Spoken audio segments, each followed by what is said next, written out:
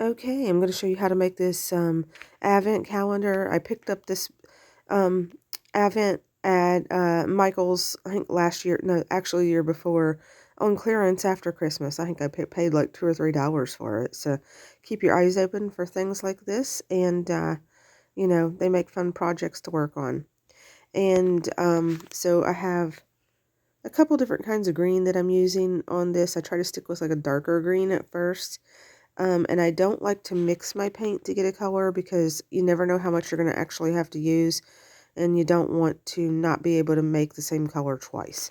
So I stick with one color, and I have to go in between all of these little spots where the drawers go.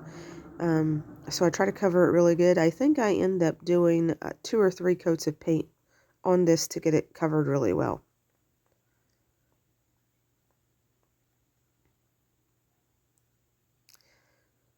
So I'm just showing you, making sure you get a good idea of how it paints, I guess. Uh, you know, then I do all of the drawers and the little drawer pulls that are on there.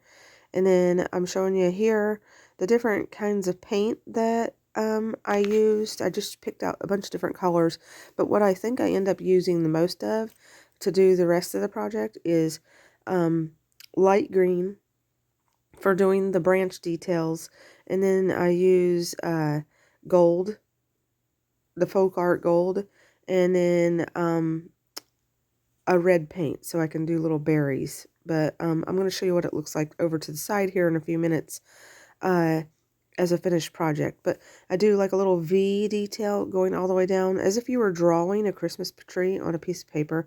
And then as I get down a little further, I draw little swirls at the end of my V's. You'll see here in a second. And then I do little leaves on all of the V's. Here you go. That's what it looks like. I think it's cute. Okay, we're going to do the next project. This is going to be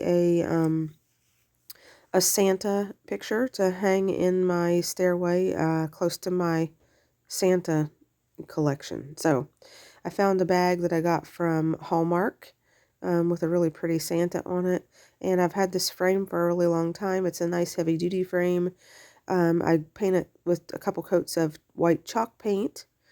And I clean the glass really good, and you'll see me in a second. I'm going to trace out on my Santa the shape that goes in it, and it's going to make a really nice picture for my stairs.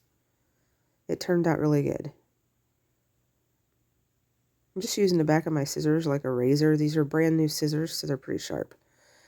It was a little bit easier than trying to cut all the way around that through that, you know, through that bag paper. And there we go. And if you work at it, you can get that seam out pretty good, and then squish it pretty hard in between the glass and the backing of this picture frame. Once it's hanging on my wall for a day or so, you can't even see the seam in it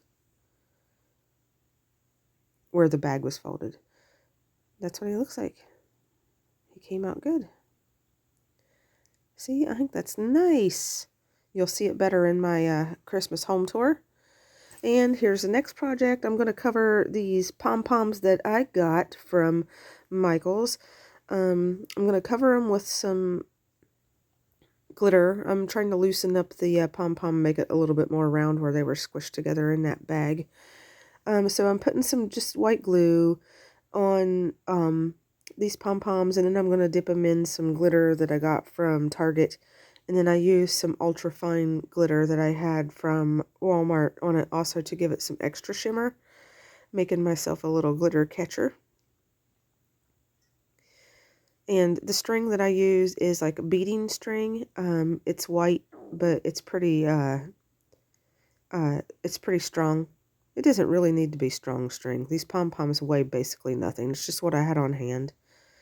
But I tie a little knot in the end of my string, and then I put some hot glue in the pom-pom and then push the string down into the hot glue with a skewer. You'll see me do that in a second.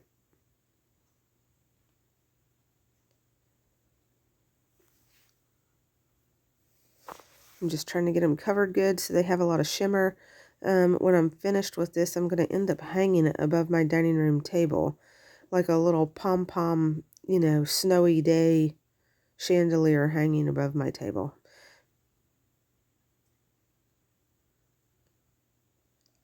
So I'm tying my string, and here you see me put the glue. I'm going to use a skewer, stick it down in there, and I squeeze those fibers on that pom-pom around that hot glue a little bit. So when they're hanging, you can't even see that. And if I want to use those for something else after, I'll just be able to cut those strings off. You won't even be able to tell. And there you go, a quick view of what that looks like above my table and how I did that. I just use little straight pins to stick it to the ceiling. Holds them up. They weigh basically nothing, so it's easy peasy. And here I am doing, this is the final project for today. I'm using some pipe cleaners, tinsel-y ones, and I've got this tinsel garland I'm going to wrap around this wreath form. I think this wreath form is from Dollar Tree, but I can't remember. It may be a Walmart one. I've had it for a long time, so it's probably been a wreath before. I usually try not to glue things on, so if I need to use them over, I can. So just wrappy wrap, wrap, wrap. Doesn't have to be super tight. Just try to make sure that there's no spots where you can really see the wires showing if the tinsel separates, if that makes sense. But you don't have to pack it super tight. It ends up taking me, I think, a garland and a half to cover it, so.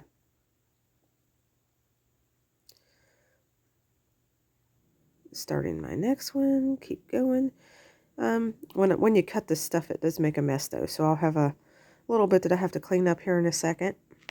And I got, I don't remember how many I use exactly, but there's like 4 or 5 of the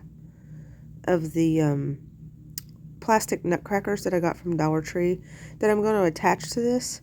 And the reason I used those nutcrackers is because they're plastic, and I want to be able to hang this on my front door, which is not a covered front door. It's just, you know, open to the elements. So I thought that these would be perfect because they're not going to get ruined when it rains on them. So I'm trying to figure out my pattern for how I'm going to put these on here, and I use black zip ties to hook these on.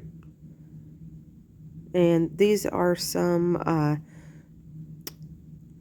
balls, Christmas balls that I got from Dollar Tree, the gold pack.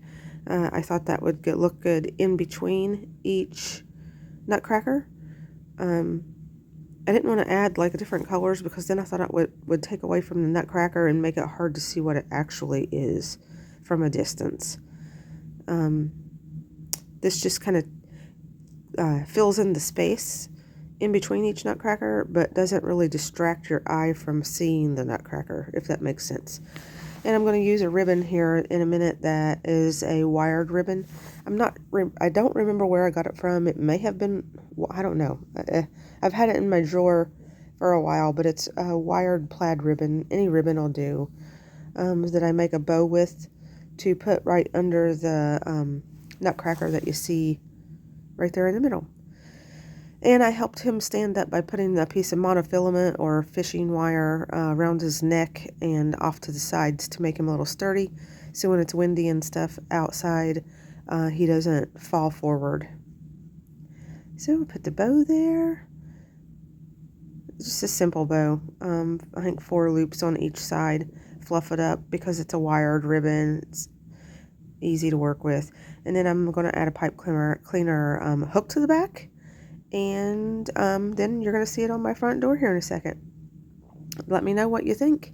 I was trying to keep these projects short because I have a little bit of a cough and I didn't want to have to talk for too long. Let me know what you think. Thank you for watching. Have a good day. Merry Christmas, you guys.